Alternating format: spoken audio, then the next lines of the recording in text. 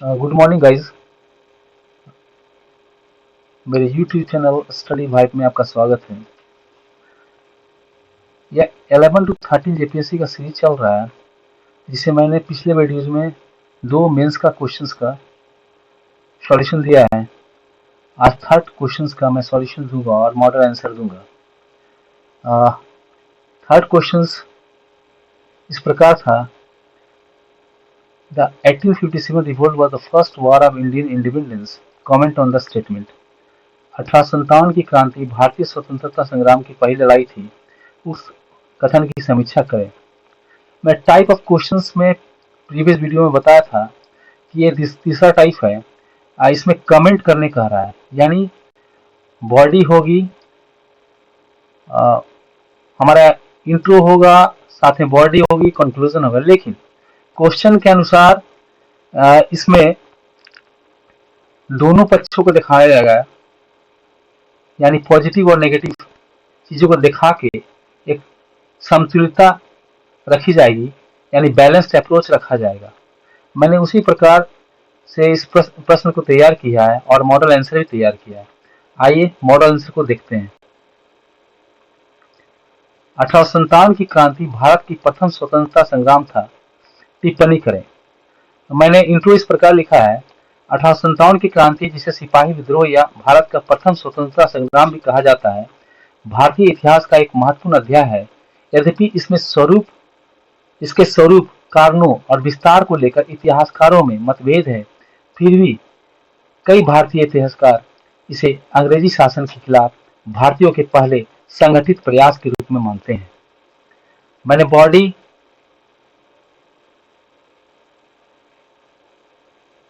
इस प्रकार लिखा है। मैंने पृष्ठभूमि तैयार की है।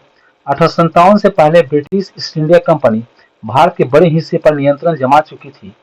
डॉक्ट्रिन ऑफ लैप्स जैसी नीतियों और अत्यधिक कर प्रणाली के जरिए उन्होंने कई रियासतों को हड़प लिया था, जिससे किसान, जमींदारों और शासकों में असंतोष पैदा हो गया था। इस असंतोष की चिंगारी बनी एनफील्ड राइफल के कारतूस की। अफवाह जिसमें गाय और सुअर की चर्बी होने की बात कही गई, यह हिंदू और मुस्लिम दोनों के लिए अपमानजनक था।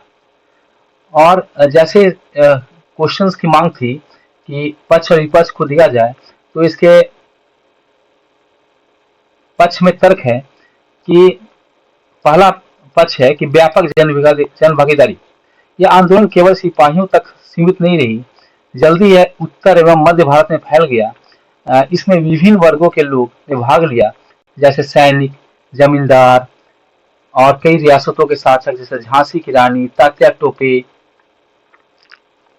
बेगम हजरत महल और नाना साहेब भी इस संघर्ष में शामिल हुए। इसने इसे एक राष्ट्रीय आंदोलन का रूप दिया। दूसरा मत है राष्ट्रवाद की भावना। भले इस आंदोलन में एक स्पष्ट योजना नहीं थी, फिर भी इसमें विदेशी शासन को समाप्त करने की भावना थी। बहादुर शाह जफर को भारत का सम्राट घोषित करना यह दर्शाता है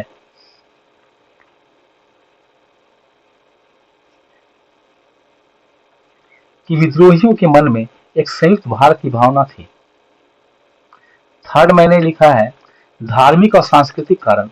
ब्रिटिश नीतियों के कारण लोगों को लगा कि उनकी संस्कृति और धर्म पर आक्रमण किया जा रहा है। सामाजिक सुधारों, पश्चिमी शिक्षा और ईसाई मिशनरियों की गतिविधियों से लोगों में असंतोष बढ़ा।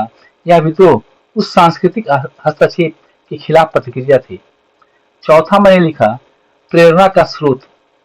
बाल गंगाधर तिलक, सुभाष चंद्र बोस और नेहरू जैसे बाद के स्वतंत्रता सेनानियों ने 1857 की क्रांति को प्रेरणा के रूप में देखा। विनायक दामोदर सावरकर सबसे पहले इसे प्रथम स्वतंत्रता संग्राम कहा। विपक्ष में तर्क दिया गया है।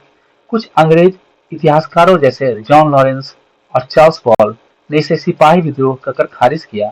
उनका मानना था कि यह केवल सेना का असंतोष था, जिसमें कोई राष्ट्रीय उद्देश्य नहीं था। वे इसे एक असंगठित और सीमित विद्रोह मानते हैं। इसके अलावा कुछ इतिहासकार कहते हैं कि 1857 में भारत एक राष्ट्र के रूप में संगठित नहीं था। उनका मानना है कि राष्ट्रवाद की भावना 1885 में भारतीय राष्ट्रीय कांग्रेस के गठन के बाद शुरू हुई। अब पक्ष और विपक्ष के बाद एक संतुलित दृष्टिकोण हमें दिखाना है। संतुलित दृष्टिकोण इस प्रकार है। यह सच है कि यह विद्रोह पूरे भारत में नहीं फैला। पंजाब, बंगाल और दक्षिण भारत जैसे क्षेत्रों में शांति बनी रही।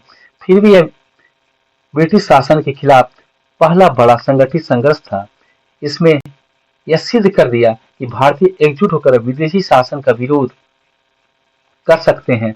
इस विद्रोह के बाद ब्रिटिश सरकार ने इसे ईस्ट इंडिया कंपनी का शासन सौंपकर भारत का सीधा शासन अपने हाथ में ले लिया। इससे ब्रिटिश नीतियों में कई बदलाव आए और आधुनिक भारतीय राष्ट्रवाद की नींव रखी गई। निष्कर्ष इस प्रकार है। हालांकि 1857 की क्रांति संपूर्ण भारत तक सीमित नहीं रही थी और उसमें उसमें स्पष्ट राष्ट्रवादी विचारधारा नहीं थी, फिर भी यह भारत को स्वतंत्र करने का पहला व्यापक प्रयास था। इसने आने वाले पीढ़ियों की को प्रेरणा दी और स्वतंत्रता संग्राम की नींव रखी। अतः इसे भारत का प्रथम स्वतंत्रता संग्राम कहना पूर्णतः उचित और ऐतिहासिक रूप में सही है। मैंने इसका इंग्लिश में भी अनुवाद किया है और इसका मॉडल आंसर इस प्रकार है। The 1857 revolt was the first war of Indian independence. Comment. The revolt of 1857, also known as the Sepoy Movement or the First War of Indian Independence, marks a significant chapter in Indian history, although there are many different opinions about the nature, causes, and scope. Many Indian historians consider it the first collective effort by the Indians to overthrow British rule. Background. Before 1857, British East India Company had established control over the large part of India, though policies like the doctrine of lapse and unjust taxation. The British annexed princely states and oppressed both peasants and landlords. Discontent was brewing among the masses: peasants, artisans, soldiers, even some princely states. The immediate cause of the revolt was the introduction of new Enfield rifles, whose cartridges were rumored to be greased with cow and pig fat, and it is offensive to both Hindus and Muslims. This became the spark that ignited a widespread rebellion. Argument in favor: first, widespread participation.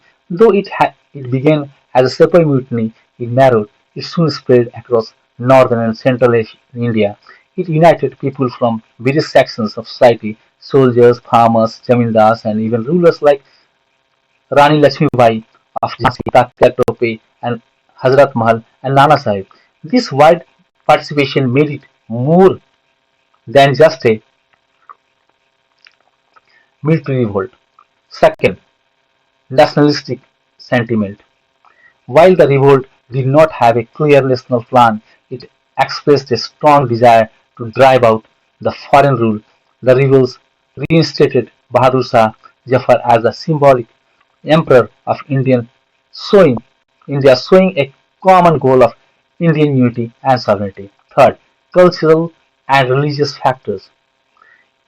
Indians feared that British policies aimed at destroying Indian culture and religion. The spread of Western education, the abolition of practices like sati and forced Christian missionaries activities created a sense of cultural invasions. The revolt reflected a reaction against such interference. Fourth, symbol of resistance. Later freedom fighters like Bal Gandhi Tilak, Subhash Chandra Bose, and even Nehru looked back at 1857 as a symbol of national resistance. Vinayak Damodar Savarkar was the first to call it the first war of independence in his book published in 1909. Argument against. Some British and Western historians like John Lawrence and Charles Ball call it a Sepoy mutiny, arguing that it was just a military rebellion with no nationalistic aim. They believe it was a localized and uncoordinated uprising lacking leadership of a common goal. Others argue that India was not yet a nation in 1857. The idea of Indian nationalism, according to them, began in the late 19th century with the formation of the Indian National Congress in 1885. Balanced view.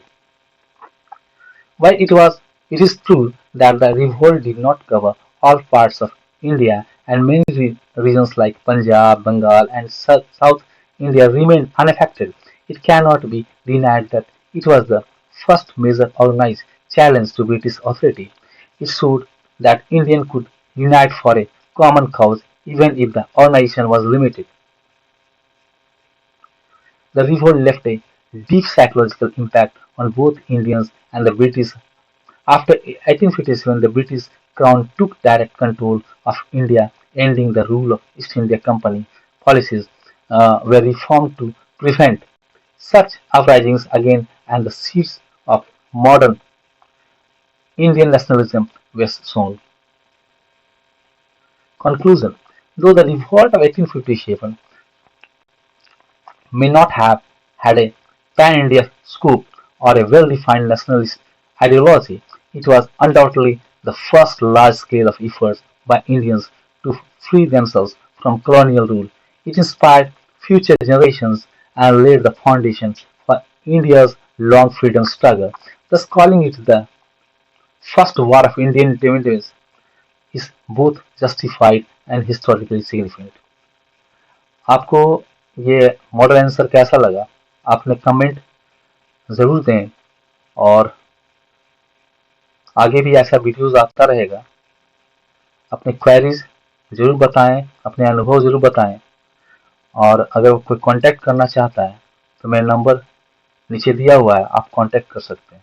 Thank you.